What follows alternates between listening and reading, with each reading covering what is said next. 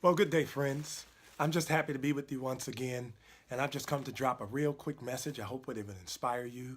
As you know, we're in a time of focus and commitment as a part of this season. And I can imagine that by now you've probably accumulated some things that you're keeping in prayer. You probably hit some rough roads, so you probably hit a time where you could use just a little bit of encouragement. And I just want to deliver that to you here very briefly. Go with me to the Gospel of John, chapter 21, verse 15. And it reads, When they had finished eating, Jesus said to Simon Peter, Simon, son of John, do you truly love me more than these? Yes, Lord, he said. You know that I love you. Jesus said, Feed my lambs. Again Jesus said, Simon, son of John, do you truly love me? He answered, Yes, Lord, you know that I love you. Jesus said, Take care of my sheep. The third time he said to him, Simon, son of John, do you love me? Peter was hurt because Jesus asked him a third time, Do you love me? He said, Lord, you know all things. You know that I love you. Jesus said, Feed my sheep. I tell you the truth. When you were younger and you dressed yourself and went where you wanted, but when you are old, you will stretch out your hands and someone else will dress you and lead you where you do not want to go. Jesus said this to indicate the kind of death by which Peter would glorify God. Then he said to him, Follow me. I have come with a spirit of reactivation and restoration and recommitment for us today. I have come for those people who have stalled out because of something that went wrong, something that you couldn't have imagined happening. You may have felt like you failed yourself. You may feel disappointed. You may feel like you missed it and you don't know what to do. Well, today I've come to deliver a word to you, and that is start again. Start again. The Bible introduces us to Peter at a time when Jesus came and asked him some very serious questions. He asked him, Do you love me? 3 times. He asked him, Do you love me? 3 times. I'm not necessarily sure that Jesus was saying and asking these questions just for himself. He wanted Peter to hear the fact that he was saying that he loved Jesus still. And maybe that's an opportunity for you and I on this day, a trigger for us to start again. Because Jesus is asking us, do you love me? Do you love me? Do you love me? And we are saying yes, yes, yes. If we truly love Jesus, then there should be nothing that can interrupt our attitude of service and our commitment to doing what Jesus has called us to do.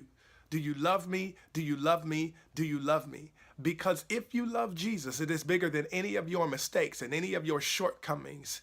Indeed, when you fall and when you mess up or when you're not on track or you wake up on the wrong side of the bed, this is an opportunity to remind yourself, I still love Jesus. See, we don't serve Jesus because we are perfect. We serve Jesus because we love Jesus, and Jesus has given us an opportunity to be useful in the world and in our communities and in the kingdom. He's given us an opportunity to serve.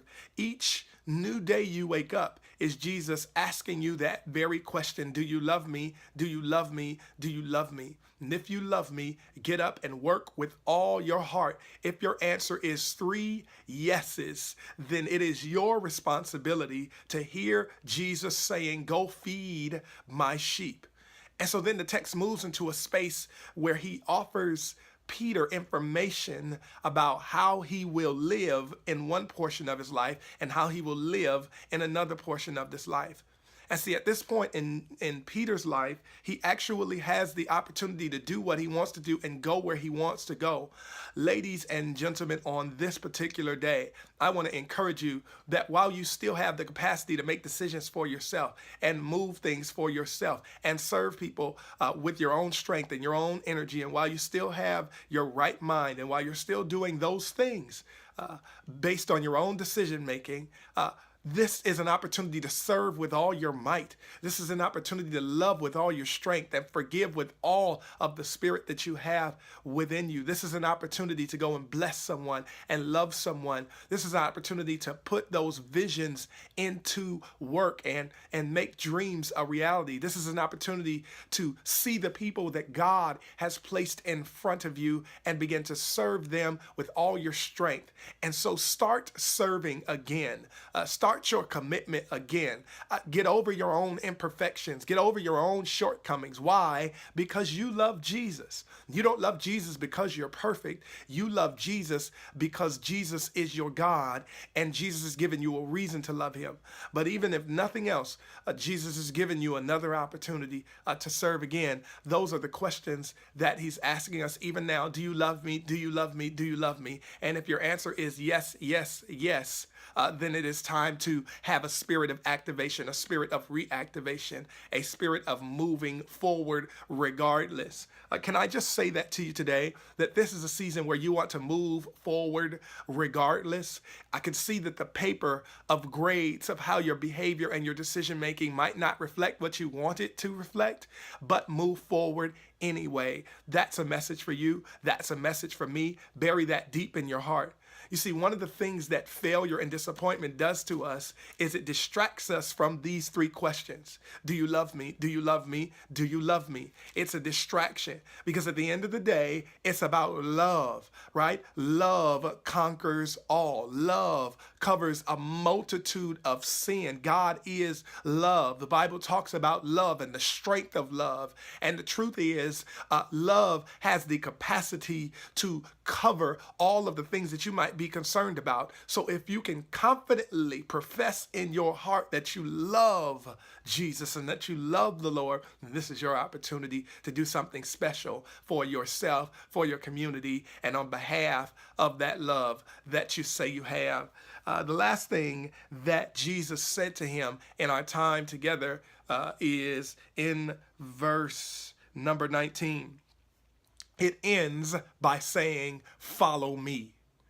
It ends by saying, follow me. Ladies and gentlemen, as I'm dropping this word of starting again, or reinitiating, or restarting, or restoring, or starting something with the same level of commitment, I want to plant into your heart these words right at the end of follow me.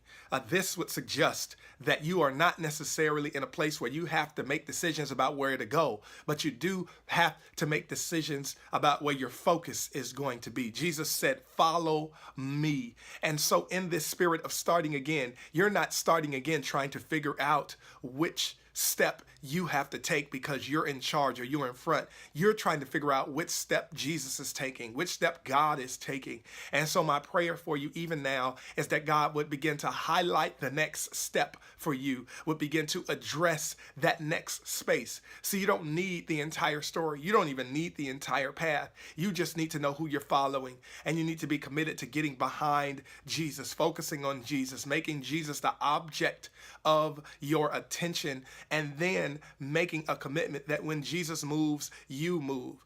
When Jesus steps, you step. When Jesus plants something in your heart, you acknowledge it. When Jesus plants something on your tongue, you say it. When Jesus plants something in your mind, you consider it. But he says, follow me. Oh, my prayer. Oh, what a world change we would see.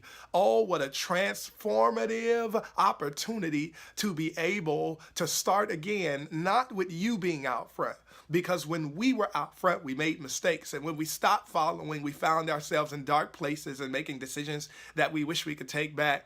Oh, but if we could just follow Jesus. It is a simple formula. And so even now, I'm asking God to touch your eyes and touch your heart and touch your feet and touch every single place that you will go, that you might look for where Jesus is and commit to following him.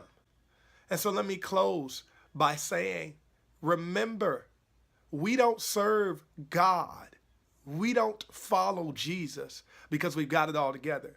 We follow Jesus because we know that Jesus knows where Jesus is going. And we can trust that if we follow him, everything will work out. Remember those three questions. Do you love me? Do you love me? Do you love me? The answer is yes, yes, yes. And your yes is bigger. Your commitment is so much more important than your record of behavior.